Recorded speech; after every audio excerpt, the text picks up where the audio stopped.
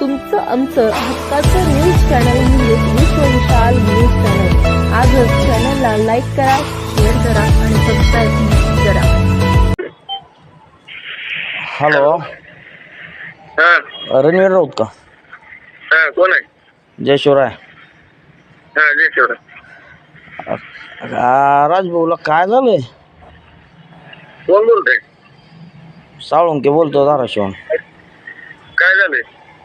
समाजाच्या विरोधात स्टेटमेंट दिले आहेत म्हणून काय केलं दादा समाजाच्या विरोधात? काय केलंय? लिहून घ्या, यांच्याकडून लिहून घ्या, त्यांच्याकडून लिहून घ्या. काय चुकीचं आहे? हा, काय चुकीचं आहे? माझ्या प्रश्नाचे 3 उत्तर देता का तुम्ही? तुझ्या दारी रोट उभी माझ्या. हा, ज्या वेळेस पक्ष फोडला, ज्यावेळेस लाडकी बहीण योजना आणली, त्यावेळेस त्यांनी विरोधी पक्षाकडून लिहूनच घेतलं होतं का? आता एका प्रश्नाचं उत्तर दे माझ्याकडे. हा, मराठ्याला आरक्षण सगळ्यात पहिल्यांदा कोण दिलं? कोण दिलं? 2019ला. त्याच्या आधी काँग्रेसने दिलं. हा, टिकलं का कोर्टात? टिकलं का काँग्रेसचं? हा, मग भाजपचं टिकलं का? टिकलं की. कुठं? महाविकास आघाडीचं सरकार आल्यावर उद्धव ठाकरेनं दिला का एक तर किती शिक्षण झालं दादा तुझं? नाही उद्धव ठाकरेंनी दिलं तुझं का? शिक्षण किती झालंय ते सांग मला. ते उद्धव ठाकरे ते आम्हाला घेणं देणं नाही महाविकास आघाडीचं. हा मग आता एका प्रश्न उत्तर द्यायचं. ही लढाई मराठा आरक्षणाची होती ना. हा, मग बारशी देऊन ह्याला पाडतो त्याला पाडतो. मग कशाला समाजाच्या विरोधात कशाला भूमिका घ्यायची? काय घेतली समाजाच्या विरोधात? महाराजांपेक्षा मोठं झालं का राजू भाऊ? 11 वर्षाचा होतो तेव्हा तुळजापूर मध्ये मी रक्ताचा बोट कापून शपथ घेतली. महाराजांनी 16व्या वर्षी घेतली, राजूभाऊने 11व्या वर्षी घेतली का?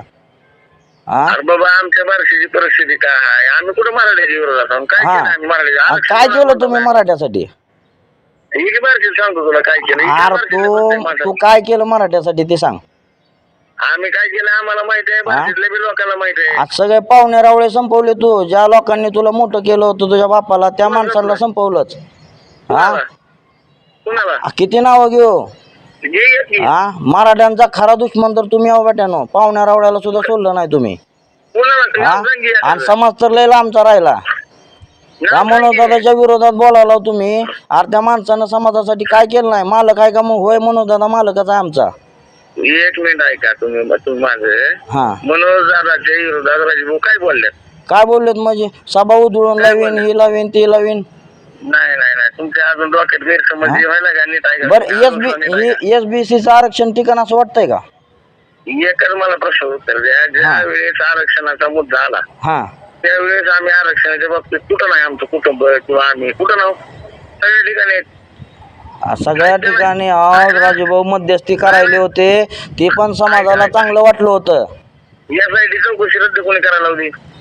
काय नाही, ती माणूस नागवाय फाटका माणूस आहे. काय यासाठी रद्द करून उपयोग आहे? नाही तसं नाही. लावली असती चालू असती तरी काय उपयोग झाला? काय सापडलं नसतं त्या माणसाकडे.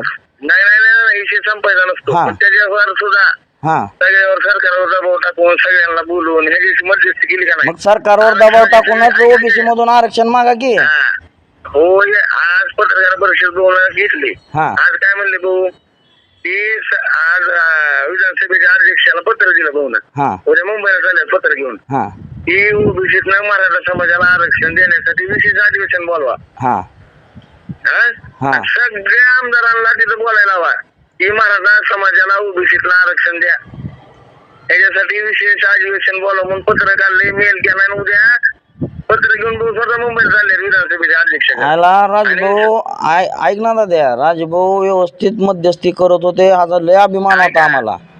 आणि ह्यात अजून सुद्धा तुम्हाला सांगतो मी, ह्यात सगळ्या मराठा समाजाला दिशाभूल करायचं चालू आहे. आमचं काय मनोजदादा दुश्मन नाही. हा, आणि ते अण्णा शिंदेला पुढे कोण केलं? तुमचं आमचं हक्काचं न्यूज चॅनल म्हणजेच विश्वविशाल न्यूज चॅनल. आजच चॅनलला लाईक करा, शेअर करा आणि सबस्क्राईब करा.